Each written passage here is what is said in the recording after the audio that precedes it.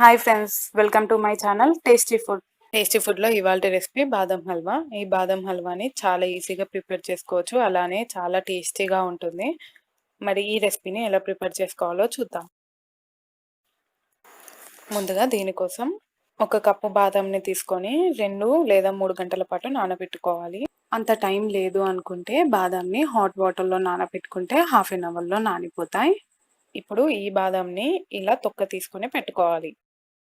ఇప్పుడు మిక్సీ జార్లోకి బాదంని వేసుకొని దీంట్లోకి ఒక కప్పు పాలని యాడ్ చేసుకొని గ్రైండ్ చేసుకోవాలి. పాలని ఒకేసారి కాకుండా గ్రైండ్ చేసుకునేటప్పుడు కొద్ది కొద్దిగా యాడ్ చేసుకొని గ్రైండ్ చేసుకోండి.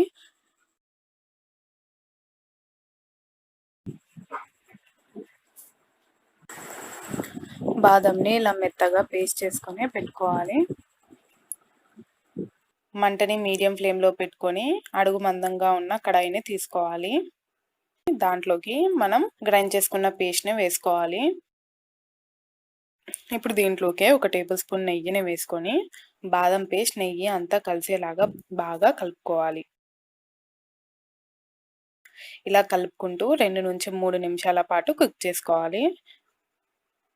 ఇప్పుడు దీంట్లోకి 1 కప్పు చక్కెరని వేసుకోవాలి. మనం ఏ కప్పుతో అయితే బాదంని తీసుకుంటున్నామో అదే కప్పుతో చక్కెర వేసుకోవాలి. ఇప్పుడు చక్కెర అంతా కరిగేదాకా ఇలా గరిటెతో కలుపుకోవాలి.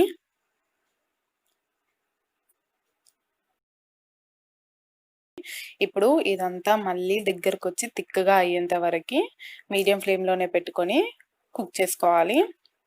గరిటెతో కలుపుకుంటూ కుక్ చేసుకోవాలి, లేకపోతే అడుగున మాడిపోతుంది.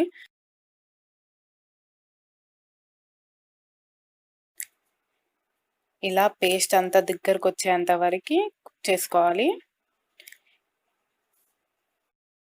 ఇలా పేస్ట్ అంతా దగ్గరకు వచ్చి ప్యాన్ని వదిలేస్తున్నప్పుడు స్టవ్ ఆఫ్ చేసుకొని దీన్ని చల్లారనివ్వాలి. ఇది కాస్త చల్లారిన తర్వాత బౌల్లోకి సర్వ్ చేసేసుకోవాలి. దీని మీదికి కట్ చేసుకొని పెట్టుకున్న బాదంని వేసుకుంటున్నాను. అంతే, ఎంతో టేస్టీగా ఉండే బాదం హల్వా రెడీ అయిపోయింది. ఈ రెసిపీని మీరు కూడా తప్పకుండా ట్రై చేసి మీకు ఎలా కుదిరిందో కమెంట్ చేయండి. ఈ రెసిపీ కనుక మీకు నచ్చినట్టయితే లైక్ చేయండి, షేర్ చేయండి. టేస్టీ ఫుడ్ ఛానల్ని సబ్స్క్రైబ్ చేసుకోవడం మర్చిపోకండి. Thanks for watching.